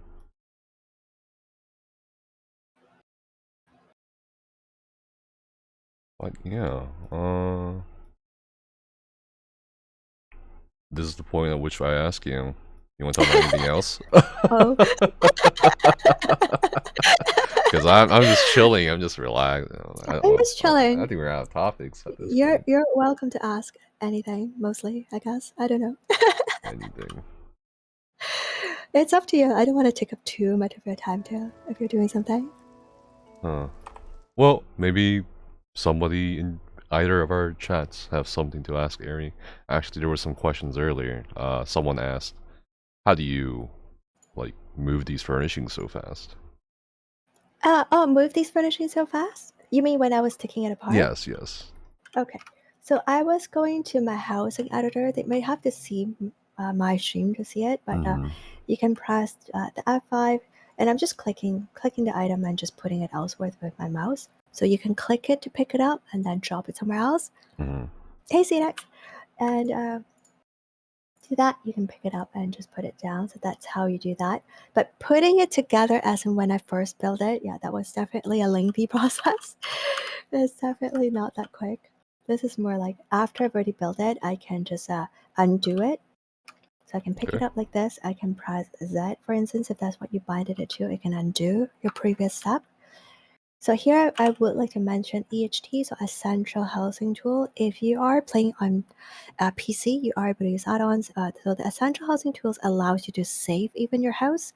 So what that means is that you can, let's say, pick up all the items, and then you can give it a name, and you can save that progress. So let's say if next time I come in, or maybe I accidentally gave Nevis decorator access and he accidentally moved everything around without putting it back, Okay. And you have a backup that you can click one button and it will revert everything back to where it was. And you can also export the entire script. So you can save everything, export it, copy and paste it, let's say send it to yourself in a message or an email. So you will have a perma copy and backup of your home. So that would be what I recommend. Okay.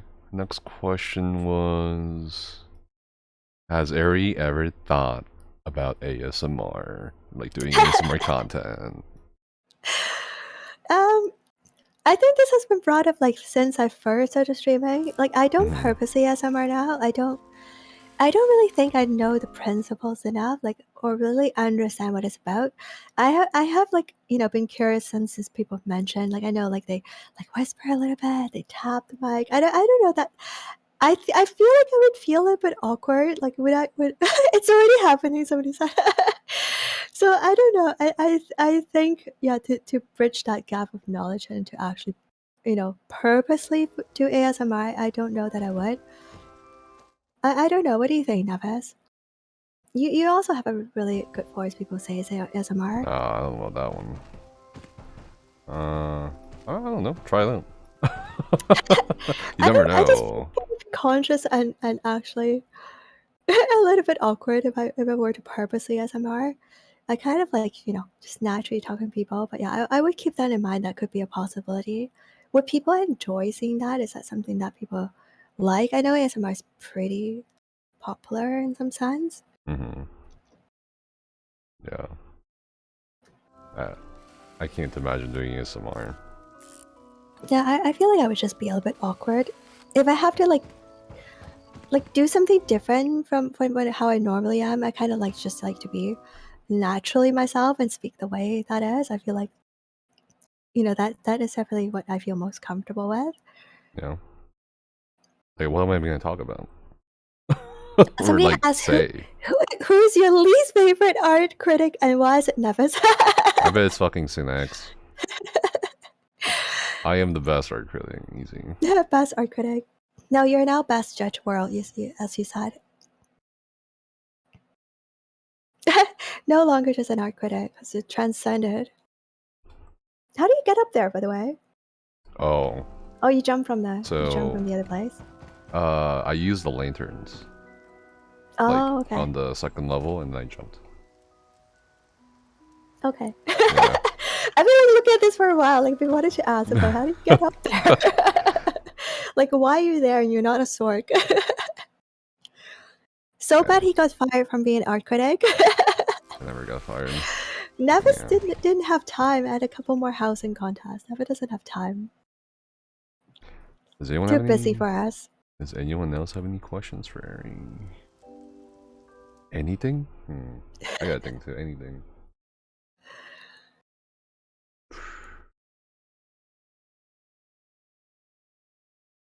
Somebody said, let's talk about food. What's your favorite snack to run in the middle of the night? I'll let Nevis go first. To run to? What am I gonna do? Like, get a cow? Okay, to run to. Favorite snack to get during the middle of the night? That's tough. I don't know.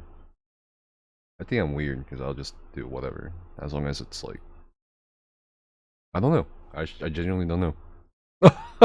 Could be anything. I have an undesirable response. Yeah, I mean, could be jerky, chips. I mean, right, if definitely. I ever have it, ice cream or. Add a word. Buy beef jerky from Neves. You get 20% off. maybe a dick. I don't know. Like, what a weird question. Click now, save now. All right, what's your favorite snack to run to? In the middle of the night, I would have to say I don't really stay up in the middle of the night. I have to say I sleep pretty early. I usually wake up at like 6:50 in the morning, before 7 at least. And I don't know, I don't really grab anything in the middle of the night. I would prefer not eating. I like sleeping with a relatively empty stomach. I don't sleep very well when I'm full, so I never eat a big meal and go to bed soon type of thing. But if I really have to eat something, I would say I'll grab a fruit or maybe a piece of cheese or something. Okay. Oh, I have a question. Yes? If you could commit a crime and get away with it, well, what crime would it be? Murder. Murder. That's what you wrote. I don't even know whom I would murder. I don't know. I don't have an answer for that one. I don't know that I have one right away. Mine would be a robbery or a heist. What are you gonna get? Like, what am I getting? I mean, there's so much to get. There's so much to rob. There's so much wealth in the world you can just take. But I feel like I don't know. Maybe I watch too many movies. Aren't like everything like marked and stuff? Can't get away with that. Oh, you can get away with it. But I don't know. Maybe a ball. Something you can get away with. I don't know. I really can't think of something right away. You've never thought, okay, oh man, I really want all that money in the vault, or oh man, maybe I'll hit up the jewelry store. Right, give me $10 billion. Okay. No, I don't know. Yeah, I don't know if that's something I want to do. I feel like, would you actually live happily after? I don't know. Yes, you get away with it. No, you get away with it. You still feel guilty and stuff like that. I feel like that's not gonna be like. Well, if you're doing it, I don't think you'll be guilty. We feel guilty about it. Okay, something, I don't know, anything. I don't know.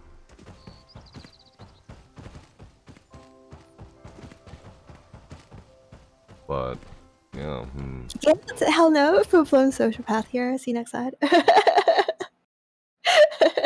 Full-blown sociopath. Steal some art paintings from like art gallery from around the world for a period of time, so I can do my own personal gallery show for no reason. I don't know. Speaking of maybe art, something like that. Do you do art besides housing? No, I actually not quite. I would say housing is my creative outlet. I used to sketch and so on, but that's quite a while ago, and I do some acrylic abstract painting. Yeah, but I don't really think I'm definitely not anything close to professionally trained or anything like that. But I'm self-taught with sketching, and I used to love it quite a bit. Other than that, I would say arts. If you consider other arts, I was classically trained in choir. That was again. Oh, okay. That's another thing to add to your list resume. Okay, let's see. Jazz musician, singer, actress. I'm not a musician, singer at all. Model, ESO streamer, Twitch partner. Let's see. What else? Sketch artist. What else? Mental health clinician. Yeah. Whatever. You're totally exaggerating everything. Okay, forget I don't know about that one. Ever said today. Oh my god. I know nothing. Okay.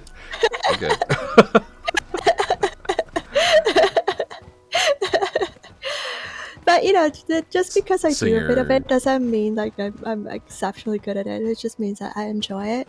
I am someone who's really curious, so I would say that is probably a trait I'm very grateful to have. Is I'm very curious. What are you most curious about? So I'm pretty much never bored. So What are I you most always curious find about? something I would want to read about, something I want to try, something I want to, like, I don't know, take a look at. If somebody mentions something I don't know about, I want to read about it, like, type of thing. Mhm. So with housing, I kind of really want to, like, try everything and just, like, look at things, like, test it out. I don't know. And not that I've tried everything, but I feel like, let's say instruments, like I played a bunch of instruments to see if I like it. Like, again, definitely not really good at most of them, like 90% of them, but it's just things that, it's just that, I guess, an openness to trying something new, no openness to new experience type of thing. Like skydiving. Yeah, okay, you skydive first. I would And I'll love see if you want to. to go. I would Will love you? to. Yeah. Are you actually planning it? Yeah. Oh, that's amazing. Yeah, I would love to. Yeah, I don't know about me. I would like to see it through your eyes. Get a GoPro or something so we can all see I mean, it. there's plenty of videos on YouTube for that. But I feel like you would make it like so much more like lively. You know how they like. It really scares me sometimes. I'm watching a stream like building house, like having it on the other monitor and be like, like, You know how like some. just like it completely made me jump out of a seat. Like, You know how like yeah, you would some make it lively. people like, or even like amusement parks, like the operators, they count down before they like push the button, but sometimes they like troll you and they're like, okay, on 1, 3, 2, and then you just push the button. I'd do that. Yeah. I'd be the first Yeah, one to do that. I'm not big on things that move that quickly in the open space. I don't think. I would like to see others do it. We had a friend who just did a paragliding. That would be pretty cool. I don't think I'm gonna do it, but it's a really cool experience to kind of hear other people do it.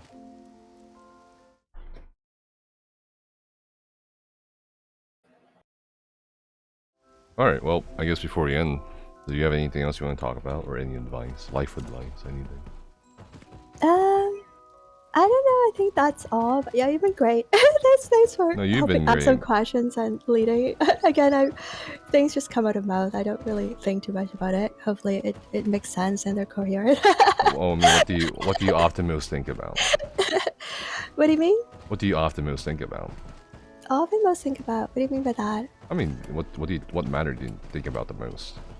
Because you mentioned you think about whatever. As they come. I don't know. What often do I think about? I don't know. Now probably. ESO for Now? most Okay. properties. Mostly thinking about ESO housing, but in life, I don't know. Like, to be honest with you, I feel like since I played ESO, I feel like I have tried to spend more time on myself and do things that feel fun to me, but not necessarily have to have like a specific goal, and I'm really enjoying that. Let's say I'm doing housing, I'm just doing for the sake of doing it. I just love it. There's no specific reason. I kind of like having that time, whereas I think like before, like I would always be like, I need to go volunteer, I have to complete all these things, there are so many goals, and maybe there's like school, like university, all those things, like constantly thinking about those things I have to do. So I feel like ESO has definitely brought me that brought additional sense of that piece of it's okay to spend time not having a specific outcome. It's just you do it for the sake of enjoying it. And I think we really all need it. And I probably need it for a long time now, and it's healthy to have, but I just didn't have that realization. So yeah, I like do I need to PvP to be like the best ones be expert? No, I'm just playing because I have fun. I can laugh about it, have some fun with the friends. Like I feel like every part of it, like housing, just whatever it may be, should be something that I just enjoy for the sake of enjoying. I think we should probably all remember that it's it's a game. It's just have fun and have a hobby. A hobby should be something that you just do it just for fun, just for the sake of you loving it. No other reason. You don't have to explain to people why you're doing something. That is just I just feel like doing it. This is what I want to do. You don't have to speak to anybody or answer to anybody about that at all. It's just enjoy it, and that is all. Okay, well, I mean, I think that's good advice, for sure. As someone who's had experience with that. But yeah, well, thank you so much for your time today. Make sure you guys go check out She's streaming right now. Twitch.tv/Airiesummer. AIRIESUMMER. Now I think you have a Twitter now too. Yes. Right? I just Easy. started one. I got one like last year, but I never used it until more recently. I don't post too much. I don't have too many interesting posts like Neves. I don't have any interesting posts either. I'm so relatively sort of like new user to it, I would say. I think you'll like it. Twitter, man. I have a lot of opinions. Yes. Twitter, I don't know. I mean, I've used it for professional uses before, Yeah. but I've deleted all my social media from years ago. Just like, kind of private person and so on. But like, I've started streaming, and more recently, I'm like, yeah, we can connect at least, on that sense about ESO, about streaming, supporting each other, of course, like saying thank you. And that does reach maybe a broader community who can also see that and appreciate and kind of say thank you beyond just at the stream too. Yeah. But yeah, so she can be found on both Twitter and Twitch. No